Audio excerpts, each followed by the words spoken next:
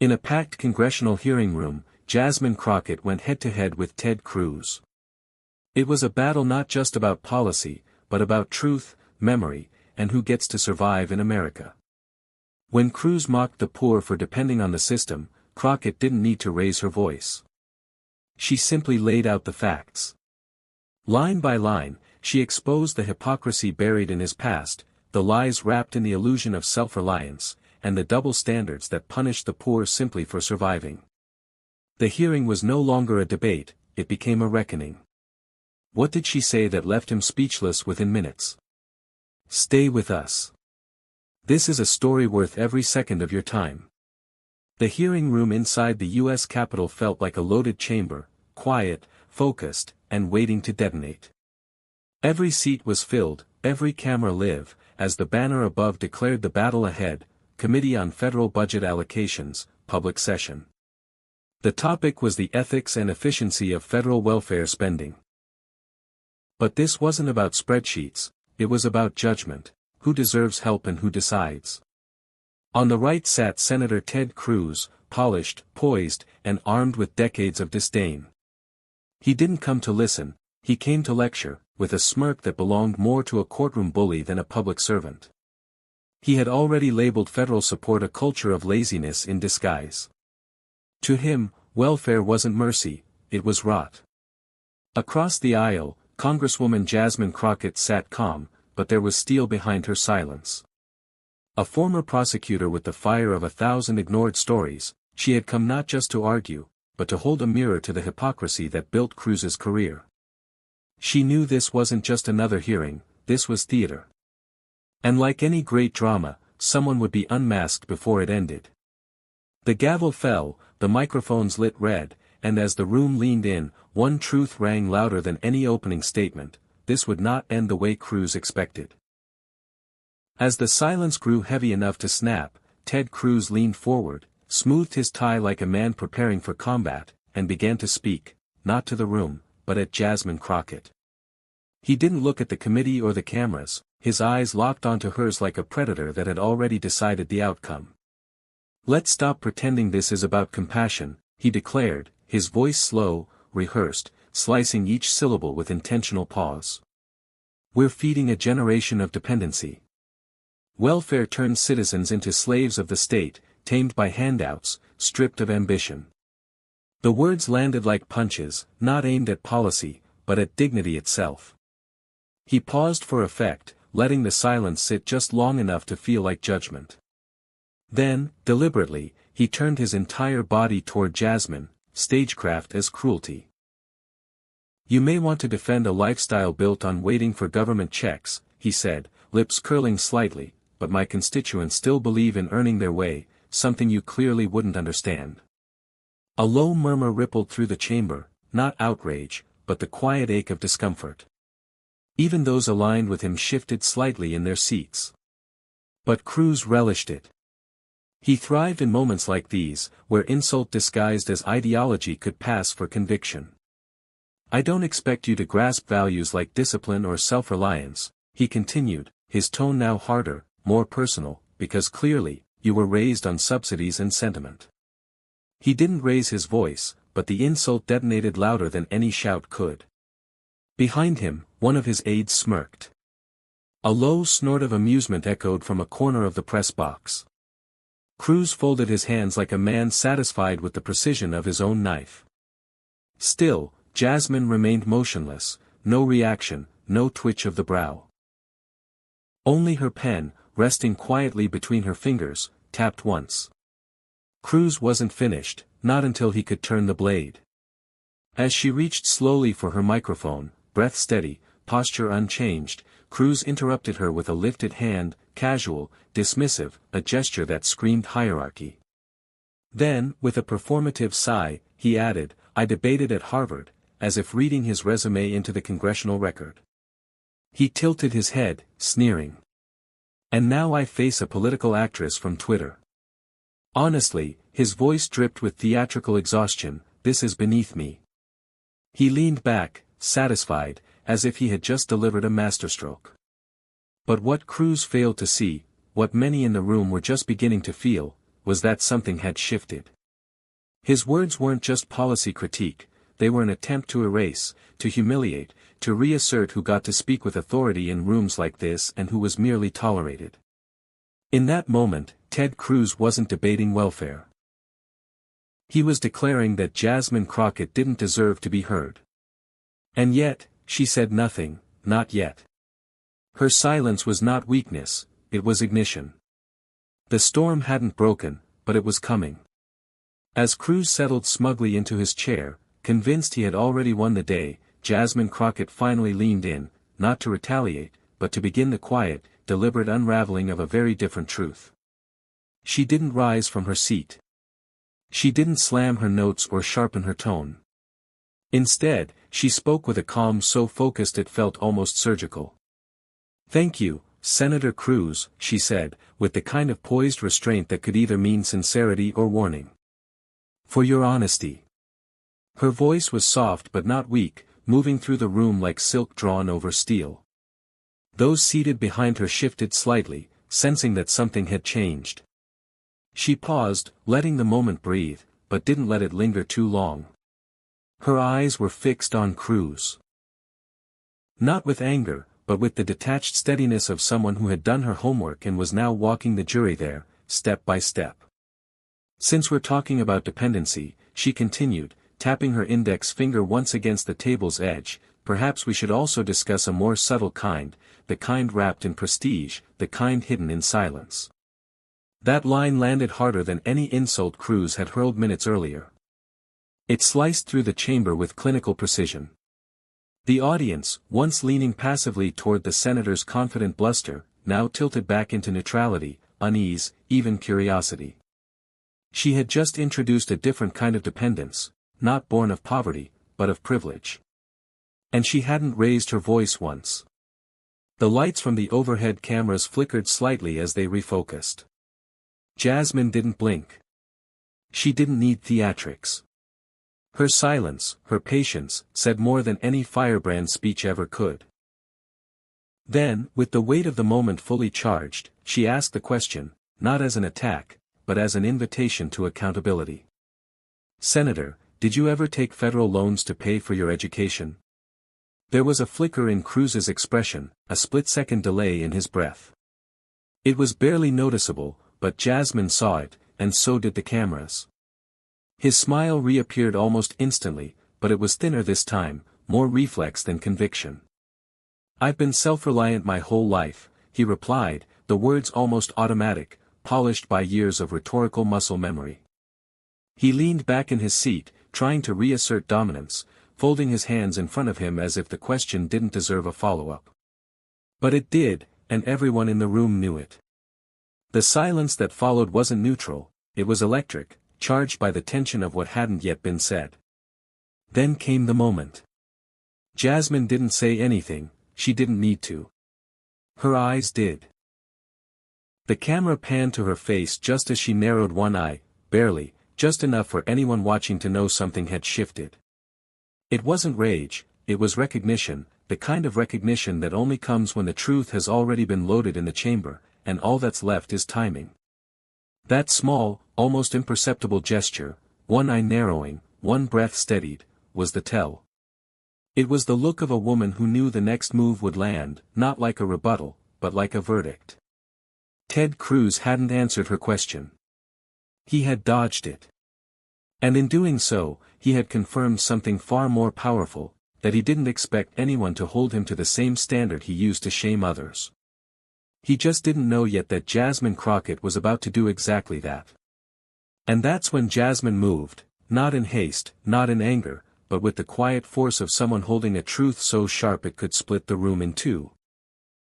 Her hands, steady and deliberate, reached toward the folder beside her microphone, the same one she hadn't touched for the entire hearing. The room seemed to contract around the motion. Her fingers gripped the cover, not as a weapon, but as if she were about to open a case file in court, the kind that changed everything.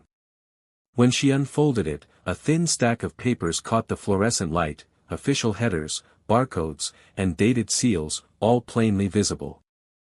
It was federal documentation, not speculation. She didn't speak immediately. She let the visual speak first. The name, Rafael Edward Cruz, was printed at the top of every page. The silence deepened, not awkward, but expectant, like the air just before a lightning strike. Then she looked up.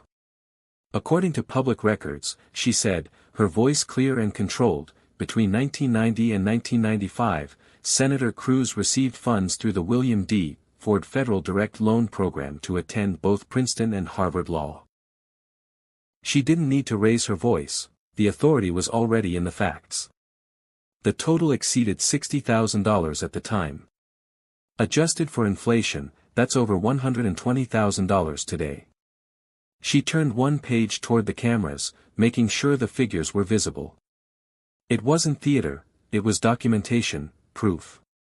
And suddenly, everything Cruz had built in the last 10 minutes began to shift beneath him.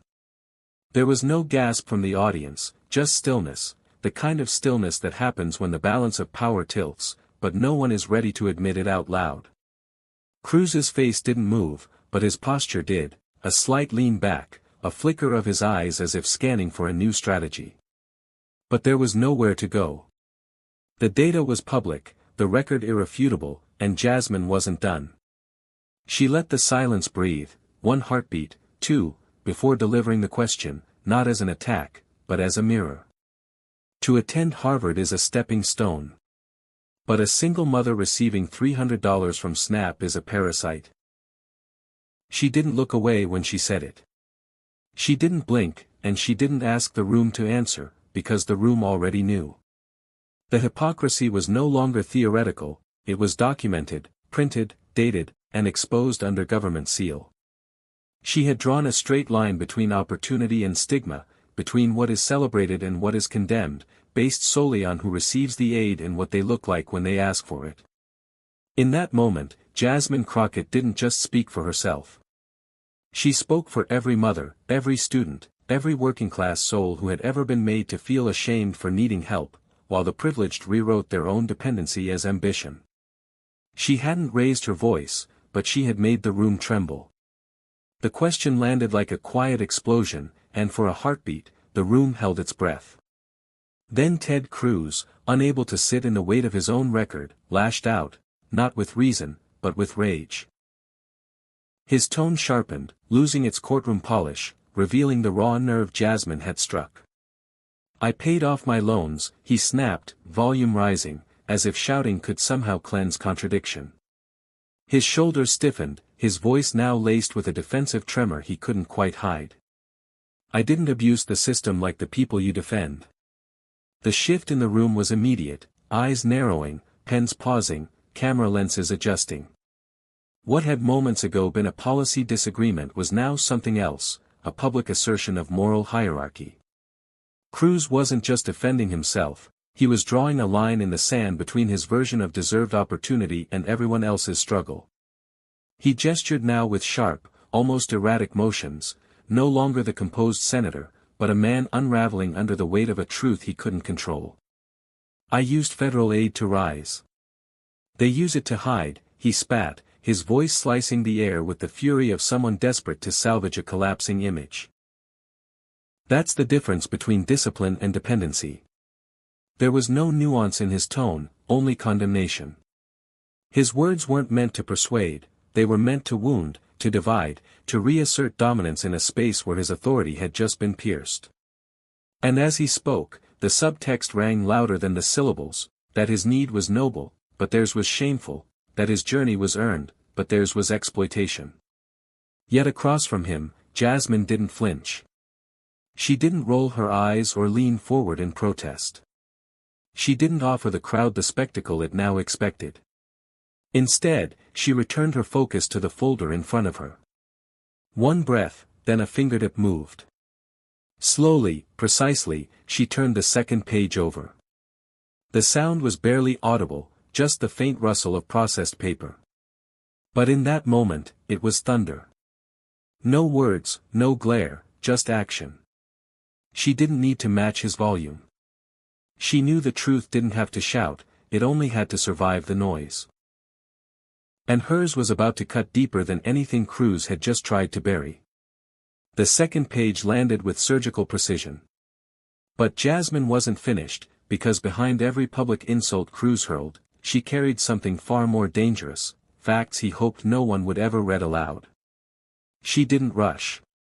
Her hands moved like a prosecutor laying out evidence before a jury, not for show, but for the record. From her folder, she pulled a stapled document with the official watermark of the U.S. Small Business Administration in the corner, an unassuming stack of pages that, in this moment, carried the weight of moral gravity. She unfolded it carefully, laying it down between them like a line neither side could now deny. Then she looked up, gaze fixed on Cruz like a scalpel aimed at pretense. Her voice, though low, cut with absolute clarity. In 2005, she began, tone calm as steel before thunder, your uncle's company received a federally backed SBA loan totaling $280,000. The number alone made the air shift, not because of its size, but because of what it represented. Her finger traced the document deliberately, landing on a printed line in bold that read, Purpose of Relief Funding, Regional Recovery, Hurricane Katrina. The purpose, she continued, raising the page toward the press cameras now locked on her desk, was recovery efforts following Hurricane Katrina. And then the silence, not a pause, not a breath, a silence that accused. It wasn't just Cruz she was addressing now, it was the entire ideology he had wrapped himself in like armor, the bootstrap myth, the fantasy of self-made salvation, the curated narrative that erased the systems beneath it. The kind of silence that didn't ask for permission, it demanded reflection. Cruz didn't flinch, but he didn't speak either. Because what stood between them wasn't just paper, it was history. His history. One he had chosen to bury beneath speeches about personal responsibility and government addiction. And now, under the fluorescent lights of a live congressional hearing, that history sat in the open for the entire country to see. Jasmine didn't blink. Her tone remained controlled, not emotional, not vindictive, but exact, like someone who knew the cost of being dismissed too many times. You were once a Texan who received federal relief, she said, carefully emphasizing the word once, like a needle threading through memory. And then her voice lifted, not loud, but full, resonant, intentional. And today, you want other Texans to die of thirst in the wreckage without a single dollar of help. The sentence landed like a gavel. It didn't echo, it anchored. There was no rhetoric in her voice, no theater, only the weight of lived experience meeting institutional hypocrisy head-on. Jasmine had framed the moment perfectly.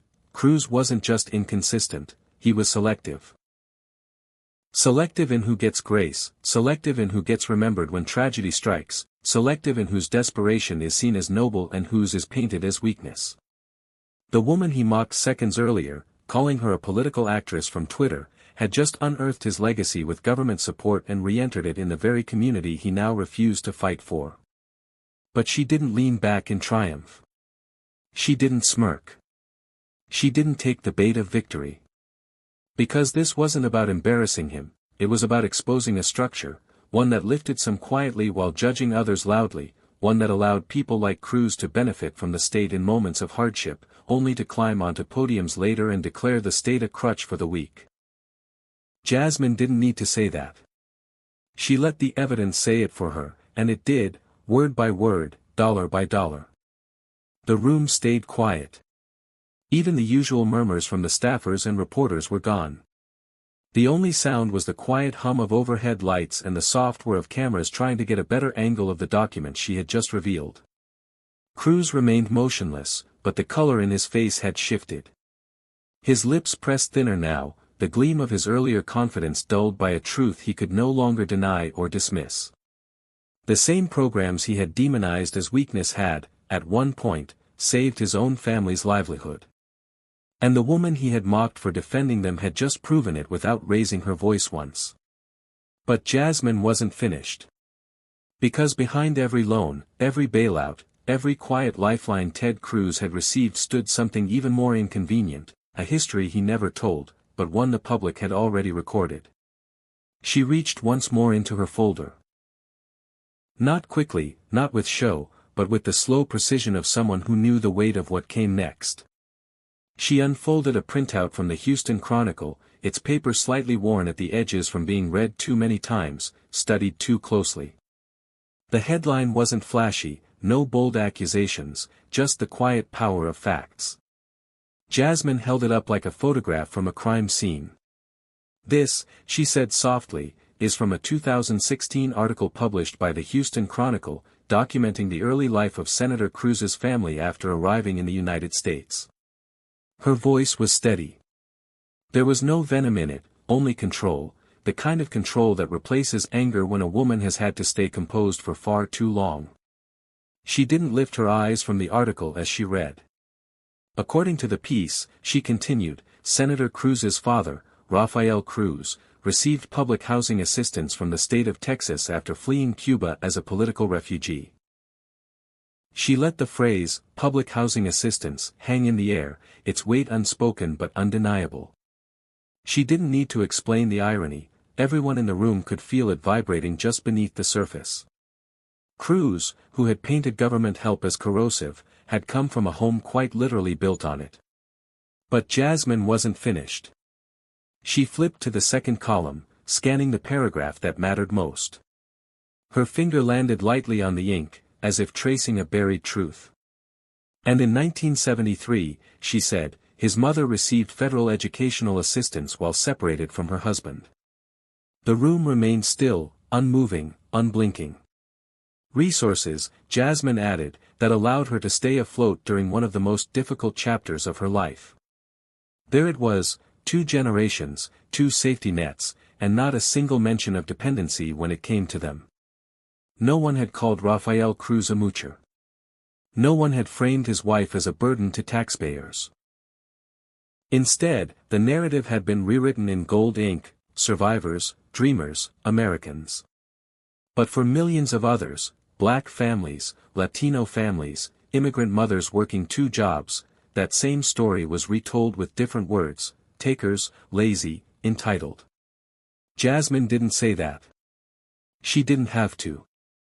It was already screaming from the silence between each sentence. She folded the article and placed it beside the SBA records and student loan file, 3 documents, 3 truths, 3 pillars of the very system Cruz had spent his career pretending he never touched. Then she looked up, not at Cruz, not at the press, but directly into the heart of the hearing room. Her voice was calm, but each word landed like a judge's gavel.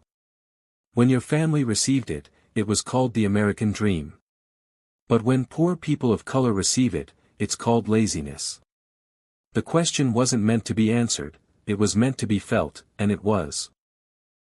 It tore through every corner of the room, forcing each person present to confront the myth of meritocracy they had been raised to believe. Jasmine wasn't just calling out Cruz's hypocrisy, she was indicting the lie that there's only dignity in struggle if that struggle looks a certain way. She didn't shout. She didn't smile. She didn't spike the moment with triumph.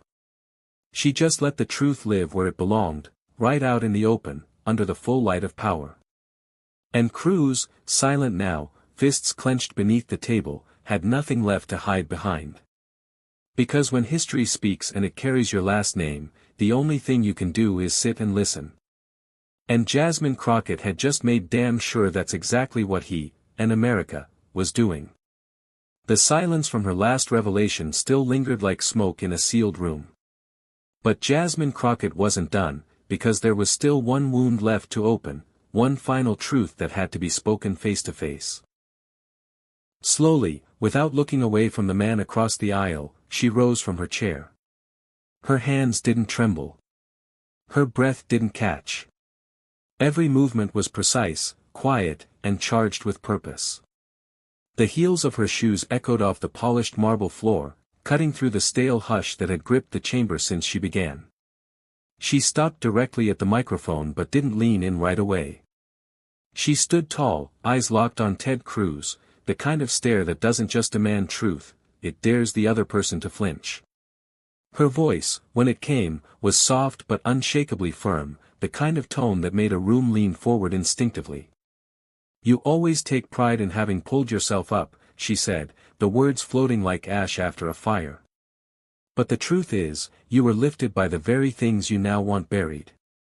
Her eyes didn't move. Her shoulders didn't tense. She wasn't performing, she was delivering a judgment. Not out of spite, but out of duty, the kind of judgment that doesn't come from opinion, but from documentation, from history, from lived reality. Across the table, Cruz said nothing. His jaw was set, lips pressed tight, but his gaze had dropped slightly, no longer defiant, now simply bracing. Because this wasn't just about him anymore, this was about what he represented, what he embodied, the privilege to be helped and forget, and then punish those who remember what it means to need. The room was so still it seemed to hold its breath with her, not a cough, not a shuffle. Even the cameras held their zoom, as if afraid to blink. Jasmine took a half step closer, just enough to close the emotional distance without ever raising her voice. Then, with the clarity of a final gavel strike, she delivered the question, the one everything had been building toward, the one that stripped all the spin and swagger down to something raw and undeniable. Why is it, she asked, her tone like glass, sharpening with each syllable, that when you were poor, it was called opportunity, but when someone else is poor, you call it mooching? The words didn't explode, they sank deep. They didn't pierce skin, they pierced narrative.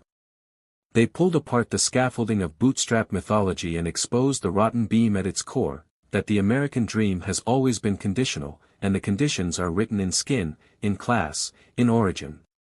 Jasmine didn't shout it.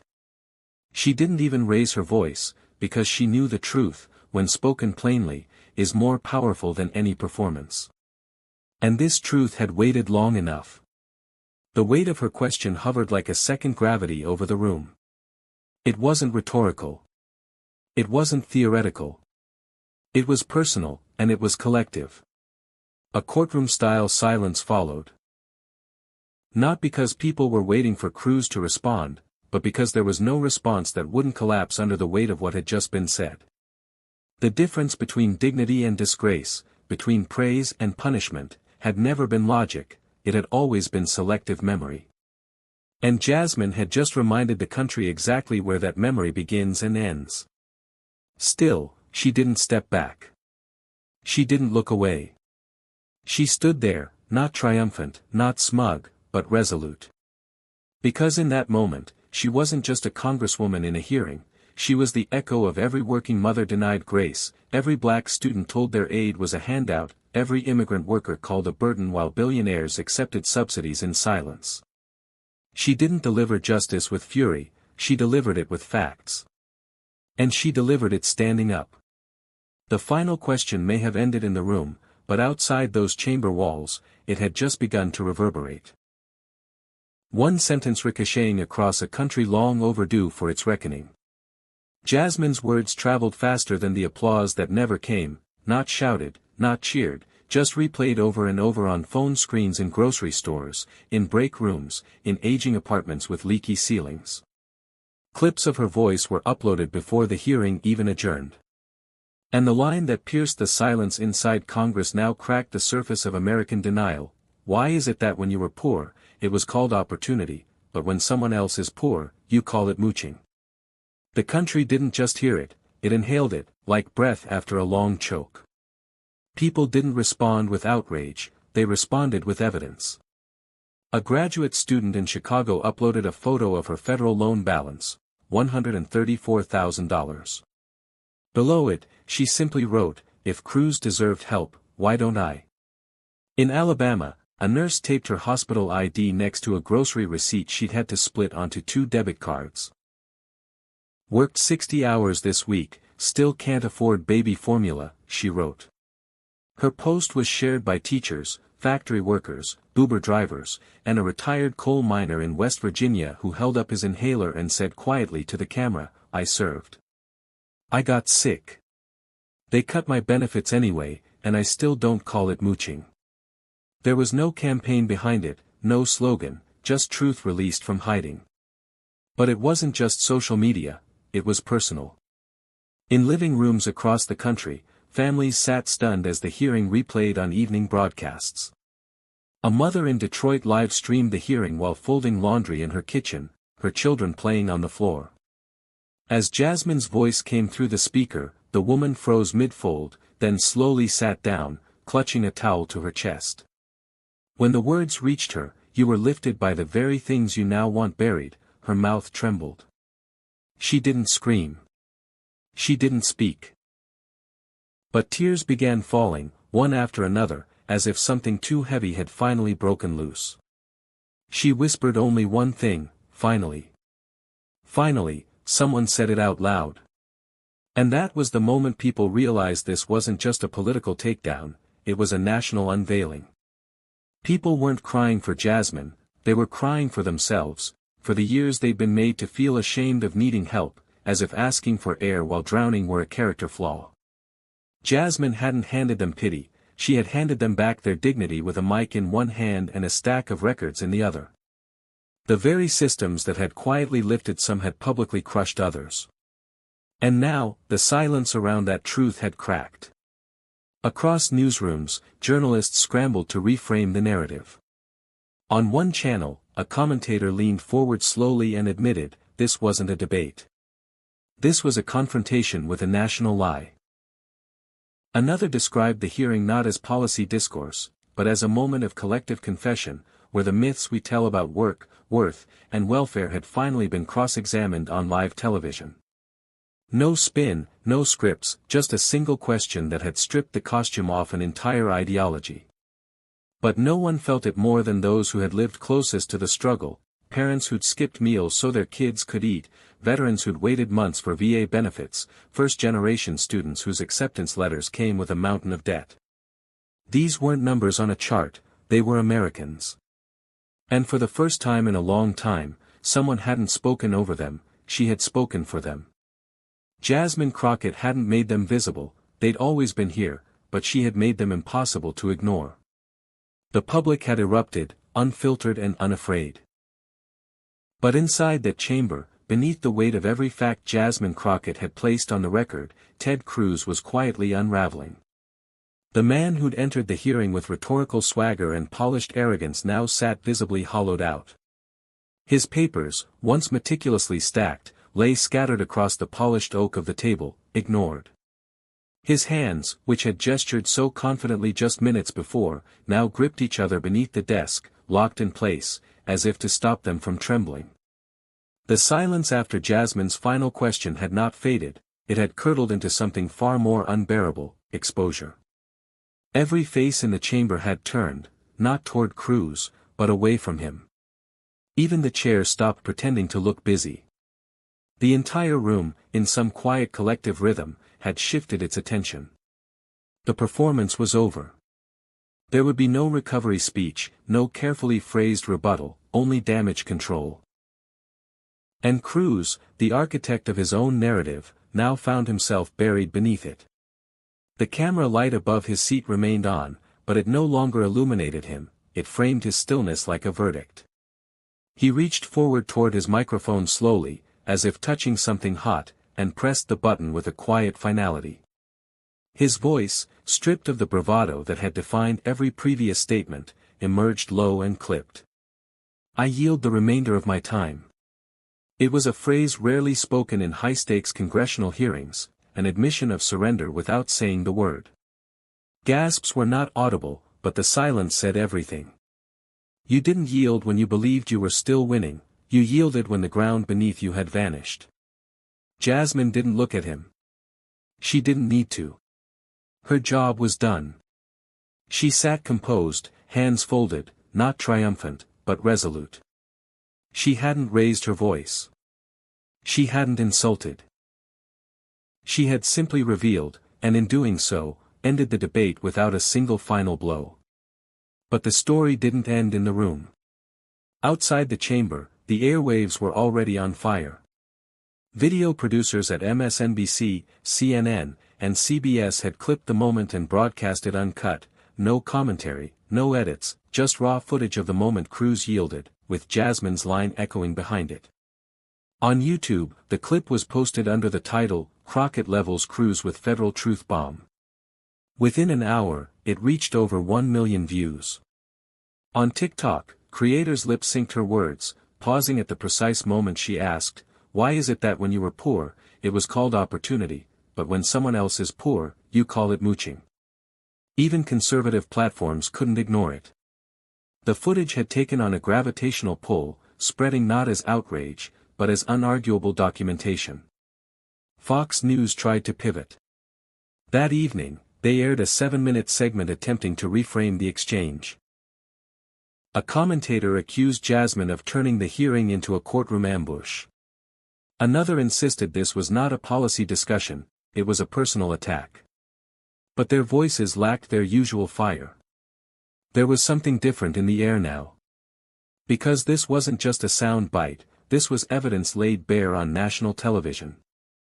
And while Fox scrambled to shift focus, the truth had already escaped the studio and embedded itself into living rooms across the country. On the evening news, anchors couldn't hide their astonishment. Unprecedented, one called it.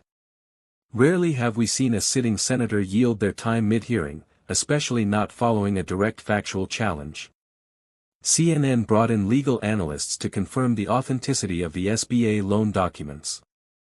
"They're real," said one former ethics attorney. "And the records Jasmine Crockett cited from the Houston Chronicle? Publicly accessible, verifiable. Cruz never denied them, not once." But perhaps the most viral reaction didn't come from pundits at all. It came from a single sentence lifted straight from the clip and captioned beneath the footage by tens of thousands across platforms: "When the truth comes from the woman he called a performer, and the truth is undeniable." It wasn't a meme, it was a reckoning. The phrase appeared on Facebook posts beneath photos of snap cards and student debt notices. It appeared in the comments sections of live streams from black and brown working-class communities who had lived with labels like moochers their entire lives. Suddenly, those communities weren't silent. They weren't defensive. They were unified and affirmed. Jasmine's calm dismantling of Cruz hadn't just gone viral, it had gone visceral. And yet, amid the public explosion, the most devastating part remained the moment few had caught in the room itself: Cruz's silence after yielding. Not a single staffer leaned over to debrief him. No GOP colleague reached out with a comforting pat on the shoulder. He sat alone, shoulders slumped, eyes distant, not out of shame, but out of something far worse, the realization that, for the first time in his career, the spin would not save him. Because when a man builds his political identity on punishing the poor and then sits speechless as his own past unfolds in front of him, no camera, no spokesperson, and no news cycle can bury what has already been unearthed. Jasmine hadn't destroyed him, she had simply reminded the nation of who he really was and who gets to define dignity when the lights are on and the files are opened.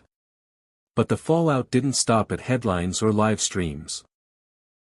It reached deeper, shaking the very ground beneath the narrative Cruz had built his identity on, especially in the communities he claimed to represent. In neighborhoods across Texas, from the tight-knit Latino districts of El Paso to the working-class heart of the Rio Grande Valley, voters didn't just hear Jasmine Crockett's words, they felt them. For years, Cruz had used the image of his father, Rafael Cruz, a Cuban immigrant, as the center of his own American redemption arc. But now, that myth was unraveling, and the people who once held pride in that legacy were questioning everything. "His family got help and found safety," said Marisol Reyes, a community college professor in San Antonio. "But now, when families like mine apply for housing vouchers or food assistance, he calls us moochers." What changed? Our skin. Spanish-language media lit up with segments dissecting the hearing moment by moment. Univision aired back-to-back interviews with voters in McAllen and Corpus Christi, many of whom had once been casual Cruz supporters. Now they were furious. "We respected his journey," said Carlos Mendez, a retired veteran, "but this is erasure. He's pretending like his story wasn't built on the very help he now wants to cut for others." The phrase kept repeating, built on help, now cutting help. Latino voters across Texas began organizing their own listening circles in virtual town halls, using Jasmine's congressional testimony as a prompt. One viral video showed 3 generations of women, grandmother, daughter, granddaughter, reading the Houston Chronicle article aloud and pausing when they reached the sentence about Cruz's mother receiving federal educational assistance. The grandmother wiped her eyes and said softly, "That was me, too. That exact same program. Why is it okay for her but not for us?" At the same time, investigative reporters smelled blood in the water. Not political blood, but the deeper kind, credibility. Cruz's unraveling wasn't just a scandal, it was a pattern. Independent journalists from ProPublica, The Intercept, and Reveal launched open-source investigations into members of Congress who had historically voted to slash welfare, food programs, public housing, and Medicaid expansions while privately benefiting from those very systems. One exposé detailed a high-ranking House Republican who had lived on subsidized housing as a child and now campaigned on ending urban entitlement culture. Another connected the dots between small business bailout funds and a senator's extended family network, mirroring the SBA loan Jasmine had revealed in Cruz's file. Headlines didn't sensationalize, they framed, "When helping your family is noble, and helping others is welfare." The most damning stories weren't hidden in offshore accounts or leaked emails, they were hiding in plain sight, buried in decades of selective storytelling. Until Jasmine, in less than 15 minutes, had cracked the seal. The reckoning wasn't just about Cruz anymore, it had become an X-ray of an entire political structure that had long masked privilege as merit and rebranded survival as shame. National advocacy groups saw the door swing open, and they walked through it with fire in their hands.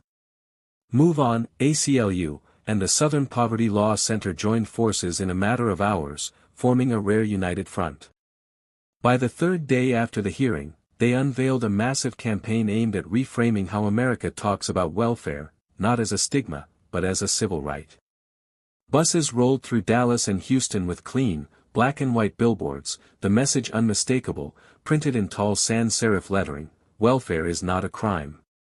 The campaign didn't use images, it used absence, no faces, no names, just the message, a defiant rejection of the shame that had been weaponized for decades. The accompanying press conference was held in Austin, with dozens of community organizers standing shoulder to shoulder behind the podium. "We reject the politics of selective memory," the ACLU director declared. "We reject the demonization of poverty." The Move On representative followed, citing Jasmine's testimony word for word, "When your family received it, it was called the American dream. When poor people of color receive it, it's called laziness." The audience erupted, not just applause, but affirmation. Finally, someone had drawn the line, and they were all willing to stand on the right side of it. The SPLC announced a new initiative to launch free legal education forums across states where public assistance was being politically targeted, starting with Texas. They framed it not as charity, but as defense. "People need to know their rights," said their policy lead, "because the same politicians who grew up on food stamps are now criminalizing people for needing the same thing." The room nodded. The cameras clicked. The message spread. Back in Washington, reporters asked Cruz's office for comment. The statement was cold and generic: "We remain focused on fiscal responsibility and expanding opportunity for all Americans." But no one was buying it anymore. The contrast between the man who had once smiled through immigration stories on campaign trails and the man who now sat speechless under Jasmine Crockett's calm dismantling had burned itself into the public consciousness. The contradictions weren't theoretical anymore, they were lived, documented, and televised. Because Jasmine hadn't just won a hearing, she had fractured a narrative, one carefully constructed to protect power, not truth. And now, the people who had always been told to keep quiet, be grateful, and never ask why were speaking up louder than ever. And while Cruz attempted to recover behind closed doors, the country had already moved on from him. The ground beneath his stronghold had begun to erode. Across Texas, in neighborhoods where Ted Cruz had once been greeted like a hometown warrior, a quiet but unmistakable shift was taking place. In rural panhandle towns, where loyalty to the GOP had once been passed down like family Bibles, voters now sat at kitchen tables, scrolling through the viral clip of Jasmine Crockett's takedown again and again. And they didn't flinch when Cruz winced on screen. "That's not just a gotcha," one truck mechanic from Lubbock told a local reporter. That was a mirror, and he didn't like what he saw. From San Antonio to Texarkana, even Republican voting families who had weathered blackouts and job losses felt a raw chord hit. "He forgot where he came from," said an older Latina woman from El Paso. "And he forgot where we're still stuck." The myth of Cruz as the bootstrap conservative who rose without help had cracked, and the people who once defended it were the first to walk away. Pollsters noticed it within days. Support among lower-income Republicans, once one of Cruz's most reliable constituencies, plummeted by 18 points in the first week after the hearing. Focus groups in Dallas revealed something even more damaging than disapproval: resentment, not because Jasmine Crockett embarrassed him, but because he had lied to them, lied about being self-made, lied about what help looks like. "He built a career off calling us patriots," said a single father from Waco. "But now we're dependent trash."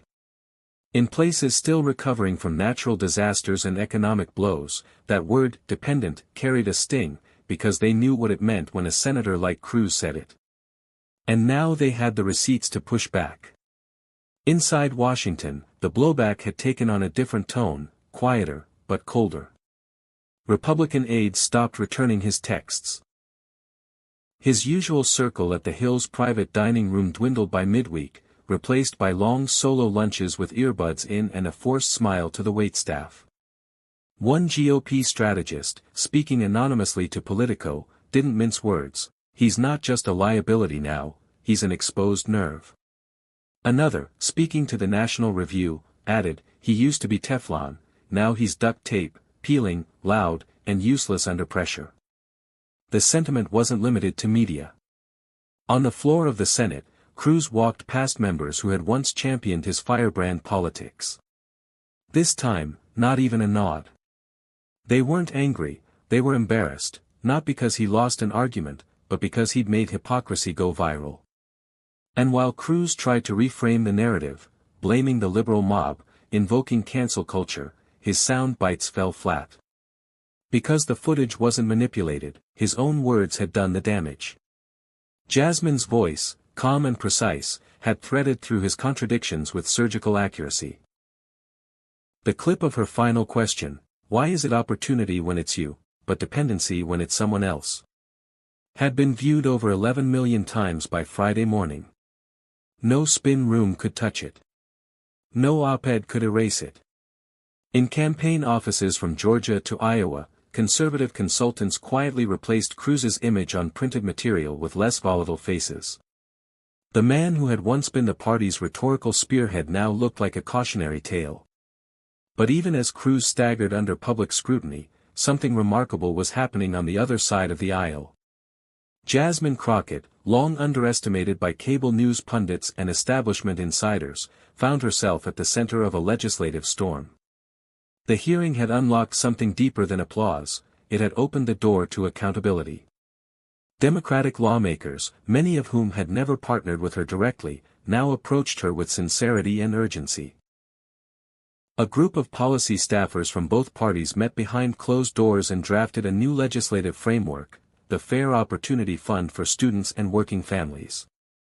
The proposal sought to cancel student loan debt for working-class applicants in trade programs, expand SNAP eligibility in natural disaster zones, and guarantee tuition assistance for single parents.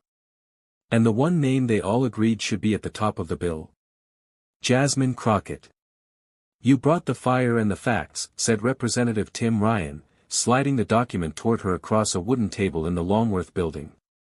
"We need your voice because they already heard it." She didn't smile for the cameras, didn't break into celebration. She just nodded, reviewed the proposal, and said simply, "Let's make it real." The moment wasn't about victory, it was about validation. She had walked into that hearing to defend the poor, now, she was crafting laws to protect them. Meanwhile, back in Texas, Cruz's re-election team scrambled to do damage control. They released a statement praising the senator's long history of hard work and resilience, but it was met with silence and then with mockery.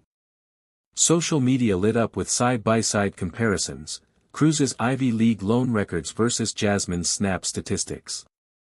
The caption that dominated Twitter read, "If Cruz deserved help, why don't we?" It wasn't a political question, it was a moral one, and it was one Cruz couldn't answer. The tremors reached further than anticipated. At a GOP town hall in Amarillo, a veteran stood up and asked bluntly, "Senator Cruz says we're too dependent. Well, was my VA benefit dependency, too?" The room fell quiet. No staffer had a prepared response, because no one expected the base to ask that kind of question, not out loud. But now they did. And once spoken, those questions didn't fade, they echoed. Cable news networks, forced to acknowledge the moment, tried to pivot. One Fox News anchor attempted to frame the hearing as a leftist ambush, but the internet fought back with a 90-second supercut of Cruz's own insults. MSNBC hosted a town hall on poverty where Jasmine was the keynote speaker. TikTok creators dissected the policy implications and explainers that went viral among Gen Z and millennial audiences. Teachers posted their loan balances. Nurses shared their grocery bills. Farmers from East Texas uploaded waterlogged images of FEMA rejection letters. The phrase, "fair help for all or help for none," began trending. But the most powerful reactions weren't choreographed. They came in raw, trembling videos. One woman, mid-30s, Latina, standing outside a Houston elementary school, looked straight into the camera and whispered, "He made me feel ashamed for needing help. Jasmine made me feel seen." Another clip showed a black single mother in tears on her couch. "They always call us lazy, but she said we mattered." These weren't just reactions. They were revelations. And every one of them chipped away at the foundation Cruz once stood on. In the weeks that followed, a quiet truth emerged from the chaos. Jasmine Crockett had done more than win a debate, she had detonated a narrative, the myth that poverty was a moral failure, the myth that help equals weakness, the myth that people like her didn't belong in power.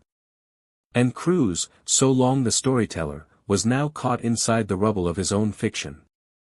He had tried to erase the humanity of millions, but in doing so, he had exposed something else, that truth, when spoken by the right voice, doesn't need to shout to shake a nation. It just needs to be undeniable. And this time, the nation had heard it clearly. The battle in Congress may have ended, but the war for dignity wasn't fought behind marble pillars. It lived in classrooms, dormitories, and quiet cries behind scholarship denials. That's where Jasmine Crockett went next. The auditorium at Howard University pulsed with expectation. From the stained glass windows casting fractured light over the wood-paneled walls to the stage backed by a single American flag, not the one draped in slogans, but one quietly earned, every corner of the room held its breath. Word had spread like wildfire across campus, Jasmine Crockett would speak, live. She wasn't there to defend a bill or challenge a senator this time, she had come for something deeper, to remind a generation that their struggle wasn't shameful and their fight wasn't in vain. The crowd filled quickly. Some students arrived still wearing name tags from internships they couldn't afford to quit early. Others carried folders, debt appeals, financial aid letters, resumes with more ambition than connections. You could feel the heat of hidden stress in the air, FAFSA deadlines, food insecurity, the quiet terror of not knowing if next semester would even be an option. Jasmine walked in without fanfare. No entourage, no photographers jockeying for position, just her, a woman in navy blue, heels clicking across the linoleum, her expression calm but sharpened by something bone deep, the kind of steel only shaped by watching injustice repeat itself for generations. She took the podium and didn't speak right away. She scanned the audience, letting her eyes lock with dozens of young people who had been told, explicitly or implicitly, that their place in the world was conditional. And then, quietly, she began. "We cannot assume that only those who look like us deserve to be lifted up." The words fell with the weight of truth, not accusation. Her voice didn't rise, but the room leaned forward, as if gravity had shifted. Jasmine paused only a second before continuing, her cadence slow, her tone deliberate, like a surgeon peeling back the skin of the American myth with surgical precision. Opportunity is not a reward for perfection. It is the bridge that lets human beings survive and rise. There was no cheer, no applause yet, only stillness, the kind that meant something was landing in the bloodstream. A young man in the front row dropped his phone in his lap, suddenly more interested in her than his notifications. A senior near the back wiped away a tear she hadn't expected. Because Jasmine wasn't just talking to them, she was talking for them and through them to a country that had mistaken struggle for sin. The speech went deeper. Jasmine didn't invoke statistics, she invoked memory. Her own and those passed down to her, the way some families learn to ration pride because it cost too much in rooms that never expected them to speak, the way a missed meal could be spun as discipline on college essays, the way a student could graduate cum laude and still feel like they were apologizing for existing. Jasmine didn't shame the system, she exposed its DNA quietly, calmly, as if revealing the blueprint of a machine meant to grind the poorest into silence. Her words weren't angry, they were ancestral. They echoed with every loan rejection, every skipped prescription, every, "we're sorry, but you don't qualify." When she stepped back from the mic, it didn't feel like a speech ending, it felt like a reckoning just finished. And then she moved. Jasmine didn't leave the stage through the wings, as most speakers would. Instead, she stepped down the center stairs, walking directly into the crowd. Cameras swiveled, unsure of what was about to happen. Students parted. Some reached out without meaning to, just to feel her pass. And she stopped. In the third row, barely breathing, sat a freshman. Her hoodie bore the logo of a fast food chain, likely the job she'd left early just to be here. Her fingers clutched the edges of her notebook like armor. She had spoken once before in a smaller forum, tearfully explaining how she'd been denied a scholarship because her father made too much, even though their home was riddled with debt. She had nearly dropped out that semester, unsure if any of it mattered. And Jasmine reached into her coat. From the inner pocket, she pulled out a plain white envelope, no branding, no fanfare, just a gesture that felt like thunder beneath the surface. She handed it to the girl, not with drama, not with announcement, but with 3 words, "This is yours." The envelope contained a check, enough to cover tuition for the year. But the most valuable thing inside wasn't money, it was recognition. It was proof that the system's cruelty wasn't her fault, that someone saw her story not as a sob story, but as a reason to act. The girl gasped, her hands shaking as she clutched the envelope to her chest. A single tear dropped onto her jeans. She didn't try to speak, she didn't need to. Her silence said everything. Around her, the room exploded, not in noise, but in emotion. Some students stood, others cried. One boy dropped to a knee and whispered, "Finally." Dozens raised their phones, but not for clout, they wanted proof, not that Jasmine had given money, but that someone in power had remembered them. Back on stage, Jasmine offered one final nod, no press release, no political pitch, just humanity, loud, unapologetic, and deliberate. She turned and walked out the main doors of the auditorium. The sunset caught her silhouette, long, steady, unstoppable. The kind of exit not made for applause, but for memory, the kind that echoes, the kind that young people will tell their children about. I was there when someone finally stood up and said, "We are not invisible." And as those doors closed behind her, a truth remained hanging in the air. Sometimes, the most revolutionary thing a leader can do is believe you're worth saving before the world agrees. The crowd at Howard had returned to whispers. The cameras dimmed. But across a fractured country, something had shifted, not just in policy, not just in politics, but in the human soul of what it means to ask for help without apology. The silence after Jasmine Crockett stepped down from that podium at Howard University was not the kind of silence born of absence. It was a reverent, aching stillness, the kind that falls when a room has just been forced to confront a truth too long ignored. It wasn't applause that followed, not at first. It was breath, a collective inhaling of something deeper than inspiration, recognition. In her closing speech, she didn't raise her voice. She didn't pound the lectern. Instead, She wielded precision like a scalpel, cutting through generations of inherited shame, not only for those who'd been denied opportunity, but for those who were taught to feel guilty for even needing it. She spoke with a clarity that was surgical, yet deeply human. Her voice, firm but kind, echoed off the old marble columns of Howard's great hall and settled into the bones of the students like a warning and a promise all at once. "We cannot assume that only those who look like us deserve to be lifted up," she had said, not as an accusation, but as a dare. And in that moment, the lie unraveled, the lie that hard work is enough, the lie that dignity belongs only to the self-made, the lie that help is a stain on your soul. The audience had come expecting a lecture. What they got was a reckoning. Jasmine didn't just trace the hypocrisy of Ted Cruz, she reframed the entire architecture of American meritocracy. She didn't just challenge the system, she pulled back its curtain and showed the trembling machinery inside, rigged opportunities, inherited advantages, and selective compassion packaged as patriotism. It wasn't theoretical, it was personal. One student, a freshman named Daniel, stood frozen near the back. His hands gripped a tattered folder containing rejection letters and loan estimates that equaled more than his family's annual income. Weeks before, he had shared his story in a small campus newsletter. His dream of studying policy was nearly crushed when he was denied a federal scholarship because his parents, both warehouse workers, earned just enough to disqualify him, despite living paycheck to paycheck and carrying 2 medical bankruptcies. Jasmine had read that story. She'd remembered it.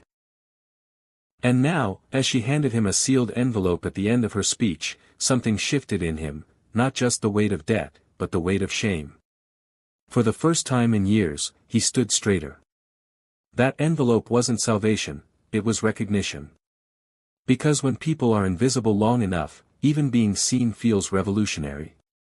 Meanwhile, outside the university halls, the country was still reeling from what had happened days before, when Jasmine, armed with nothing but paper files and composure, had dismantled the myth of self-reliance that Ted Cruz had so proudly built his image upon. Her question, "Why is it that when you were poor, it was called opportunity, but when others are poor, they're called leeches?" had pierced through party lines, race lines, and income brackets. It wasn't just policy, it was poetry that bled. And now, millions of Americans who had once whispered their struggles in shame were stepping forward. Nurses posted photos of hospital bills marked "unpaid" next to their shift schedules. Mothers uploaded grocery receipts with SNAP logos still printed at the bottom. Veterans held up loan statements for community colleges that promised a future and delivered only debt. One phrase spread across social media like wildfire, printed under thousands of photos, videos, and teary live streams: "If Cruz deserved help, why don't I?" It wasn't partisan, it was primal. For decades, the story told to the public was simple: you are poor because you didn't try, you are stuck because you made bad choices, you are hungry because you failed to plant your own harvest. But Jasmine's cross-examination had done more than catch Cruz in contradiction, it cracked the narrative wide open. When the son of a man who fled Cuba under refugee assistance, who attended Harvard using federal aid, and whose uncle took post-Katrina government recovery money could still call struggling Americans entitled, something shattered.